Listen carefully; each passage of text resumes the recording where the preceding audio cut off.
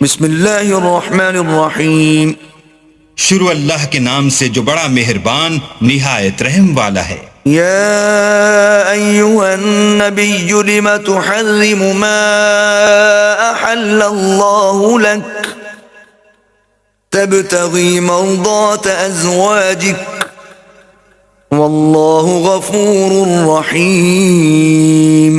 اے پیغمبر صلی اللہ علیہ وآلہ وسلم، جو چیز اللہ نے تمہارے لیے جائز کی ہے تم اس سے کنارہ کشی کیوں کرتے ہو؟ کیا اس سے اپنی بیویوں کی خوشنودی چاہتے ہو؟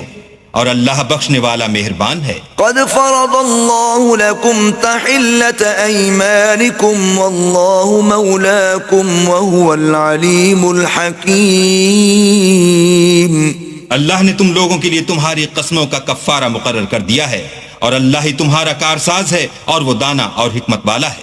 وَإِذْ أَسَرَّ النَّبِيُّ إِلَى بَعْضِ أَزْوَاجِهِ حَدِيثًا فَلَمَّا نَبَّأَتْ بِهِ وَأَظْهَرَهُ اللَّهُ عَلَيْهِ عَرَّفَ بَعْضَهُ وَأَعْرَضَ عَن بَعْضٍ فَلَمَّا نَبَّأَهَا بِهِ قَالَتْ مَنْ أَنبَأَكَ هَذَا قال نبأني العليم الخبير. اور یاد کرو جب پیغمبر نے اپنی ایک بیوی سے ایک بھید کی بات کہی تو اس نے دوسری کو بتا دی. جب اس نے اس کو افشا کیا اور اللہ نے اس حال سے پیغمبر کو آگاہ کر دیا تو پیغمبر نے ان بیوی کو وہ بات کچھ تو جتائی اور کچھ نہ بتائی. تو جب وہ ان کو جتائی تو پوچھنے لگیں کہ آپ کو یہ کس نے بتایا؟ انہوں نے کہا کہ مجھے اس نے بتایا ہے جو جاننے والا خبردار ہے.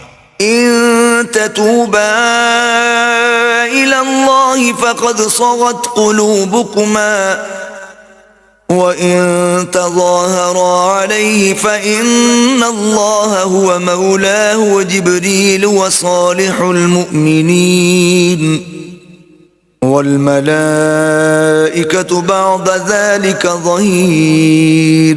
اگر تم دونوں اللہ کے آگے توبہ کرو تو بہتر ہے، کیونکہ تمہارے دل کج ہو گئے ہیں. اور اگر پیغمبر کی ایذا پر باہم اعانت کرو گی تو اللہ اور جبرائیل اور نیک کردار مسلمان ان کے حامی اور دوست دار ہیں، اور ان کے علاوہ اور فرشتے بھی مددگار ہیں. عسى ربه إن طلقكن أن يبدله أزواجا خيرا منكن مسلمات مؤمنات قانتات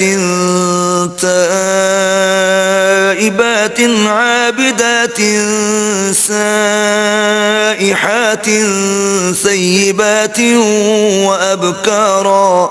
اگر پیغمبر تم کو طلاق دے دیں تو عجب نہیں کہ ان کا پروردگار تمہارے بدلے ان کو تم سے بہتر بیویاں دے دے، مسلمان، صاحب ایمان، فرما بردار، توبہ کرنے والیاں، عبادت گزار، روزہ رکھنے والیاں، بن شوہر اور کنواریاں. یا ایھا الذین آمنوا قوا انفسکم واہلیکم نارا وقودها الناس والحجارة علیہا ملائکۃ غلاظ شداد لا یعصون اللہ ما امرهم ویفعلون ما یؤمرون.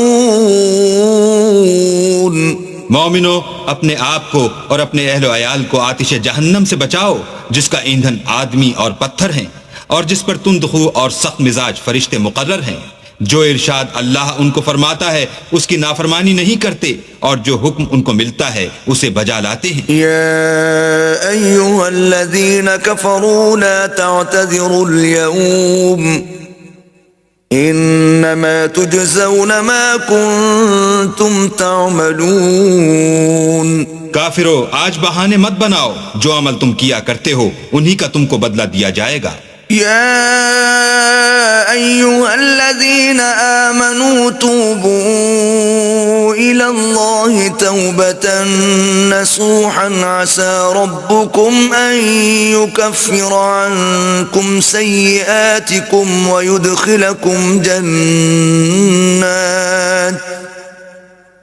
ويدخلكم جنات تجري من تحتها الأنهار يوم لا يخزي الله النبي والذين آمنوا معه نورهم يسعى بين أيديهم وبأيمانهم يقولون ربنا أتمم لنا نورنا واغفر لنا إنك على كل شيء قدير. مومنو، اللہ کے آگے صاف دل سے توبہ کرو. امید ہے کہ وہ تمہارے گناہ تم سے دور کر دے گا اور تم کو باغہائے بہشت میں جن کے نیچے نہریں بہ رہی ہیں داخل کرے گا.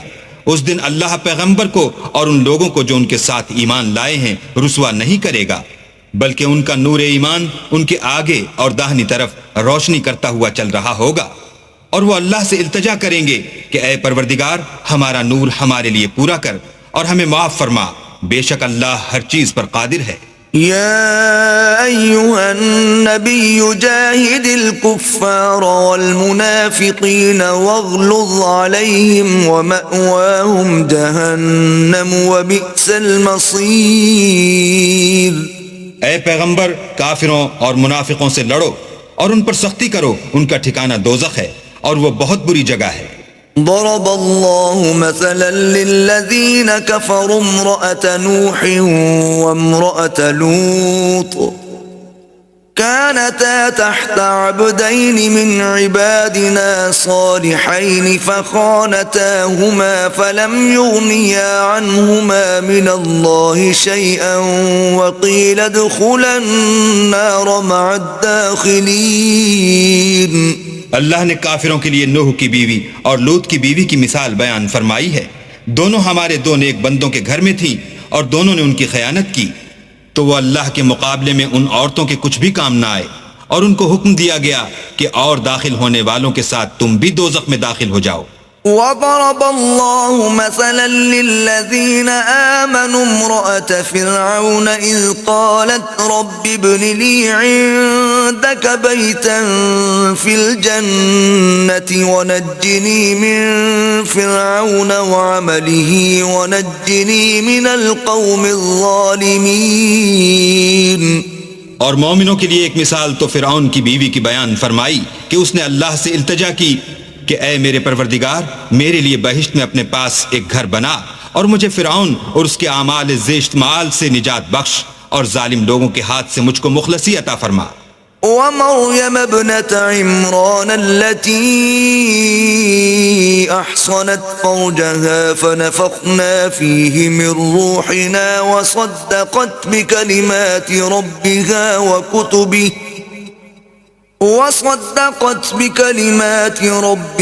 وكتبه وكانت من القانتين.